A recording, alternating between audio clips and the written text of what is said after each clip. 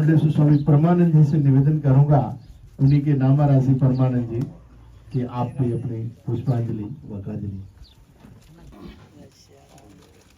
ओम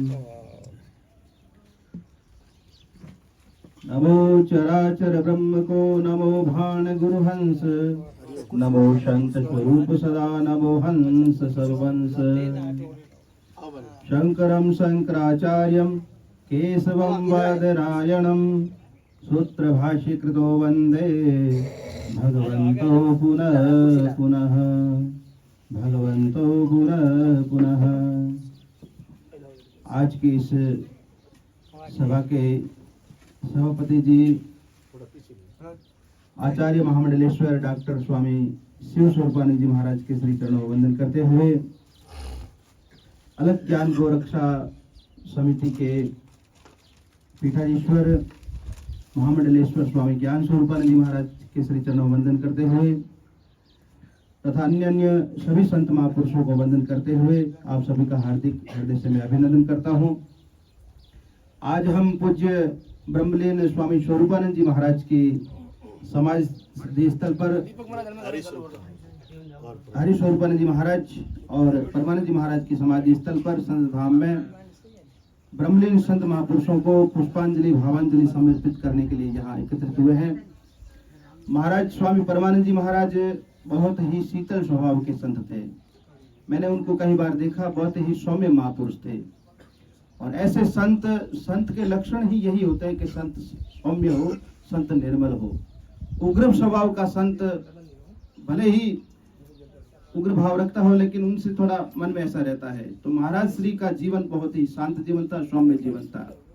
महाराज श्री ने यहाँ तपस्या करके, अपनी साधना करके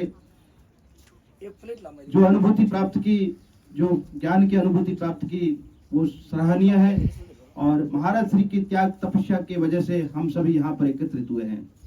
तपस्या किसी और ने की थी और आज हम इतने सारे महापुरुषों का सानिध्य प्राप्त कर रहे हैं। ये हमारा कोई विशेष पुण्य बल नहीं है, ये महाराज श्री की तपस्या का बल है, जिन्होंने हमें यहाँ खींच करके अपनी श्री चरणों में बुलाया। मैंने सुना एक कहीं बाजार में सड़क के किनारे एक बहुत बड़ी होटल थी। उस होटल के सामने एक भिखारी बैठा रहता था, 2-2, 3-3 घंटे बैठा रहता। और कई बार जब होटल में भीड़ होती, लोग आते खाना खाने के लिए, तो उस भीड़ में घुस करके वो भिखारी भी अपना खा पी करके चुपचाप वहां से निकल जाता। कई बार लोगों ने देखा कि महाराज ये भिखारी आता है, खा के चला जाता, लेकिन बिल तो चुकाता नहीं, पैसे देता नहीं है। तो एक आदमी ने सेठ जी से शिकायत की कि ये भिखारी जो आता है आपके होटल से खा के निकल जाता है, आप इससे कुछ मांगते कुछ नहीं, कुछ लेते क्यों नहीं, कि क्या बात है। तो सेठ ने कहा मुझे मालूम है ये कई बार आता है और खा करके निकल जाता है, लेकिन नहीं मांगने के पीछे कुछ राज की बात है। मैं जानता हूँ, मैं क्यों नहीं लेता, ये मैं बात जानता हूँ, आप क्यों नहीं लेते। तो ये भिखारी बैठा बैठा, सेठ कहता है कि भिखारी मेरे होटल के सामने बैठा बैठा घंटों घंटों हाथ जोड़े बैठा रहता, कभी आकाश की ओर देखता, कभी सिर झुकाता। और फिर थोड़ी देर बाद में ही मेरी होटल में भीड़ लग जाती। तो मेरी होटल में भीड़ लगती है, ये भिखारी बैठे बैठे भगवान से प्रार्थना करता है कि हे प्रभु, इस सेठ की दुकान में भीड़ लगे तो मैं भी जाकर के अपना खाना खा करके वापस निकल जाऊं। तो मेरी होटल मेरी त्याग साधना से नहीं चलती है, ये भिखारी यहाँ बैठा बैठा प्रार्थना करता है, उसकी बदौलत मेरी होटल चलती, मेरा गुजारा होता है। तो यह तपस्या किसी और ने की और हम सब यहाँ पर जो है महापुरुषों की वाणी का लाभ ले रहे हैं। ये हमारा इसमें कुछ नहीं है। हम तो महाराज अगर कहा जाए तो प्रभु मेरे अवगुण चित्त न धरो, ये जीव तो न जाने कितने ही पापों से भरा हुआ है। तो ये सभी संत महापुरुषों का साधना का तपस्या का फल है कि हम ऐसी पवित्र भूमि में, तपोभूमि में बैठ करके संतों का दर्शन कर रहे हैं। इतना ही कहते हुए मैं पुनः महाराज श्री के श्री चरणों में अपना भावांजलि पुष्पांजलि समर्पित करते हुए ओम शांति शांति शांति। बोलिए सदगुरु भगवान की जय, बोलो सच्चिदानंद भगवान की। बहुत ही सुंदर हमारे महामंडलेश्वर स्वामी परमानंद जी महाराज ने बताया कि हम जीवन में हमारा त्याग तप नहीं है, हम किसी की बदौलत इस संसार में ऐश्वर्य को लेके बैठे हैं। हम ये न सोचें कि हमारे घर में घोड़ा गाड़ी मकान दुकान जो है वो हमारा मेहनत है, हमारा परिश्रम है, वो नहीं है।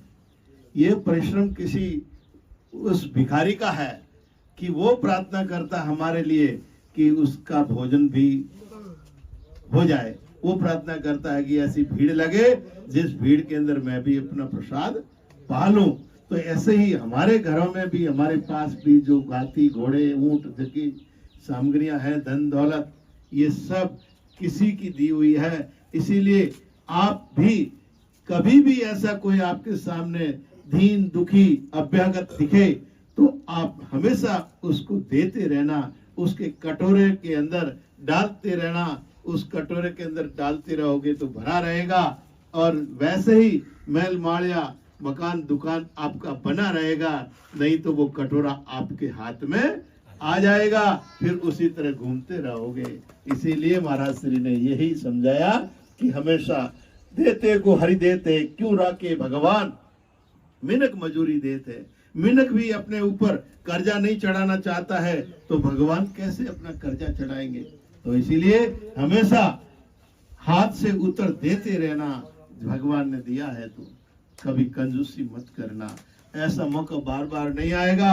अब आपके पास ऐसा मौका आया है जो गंगा में स्नान करने के लिए जैसे मन पवित्र होता है, ऐसे साधु संतों के भंडारे में धन लगाने से आपका धन पवित्र होता है और 10 गुना उसकी आमदनी बढ़ती है। तो इसीलिए आप लोग संकोच मत करना इस बात को लेकर। अब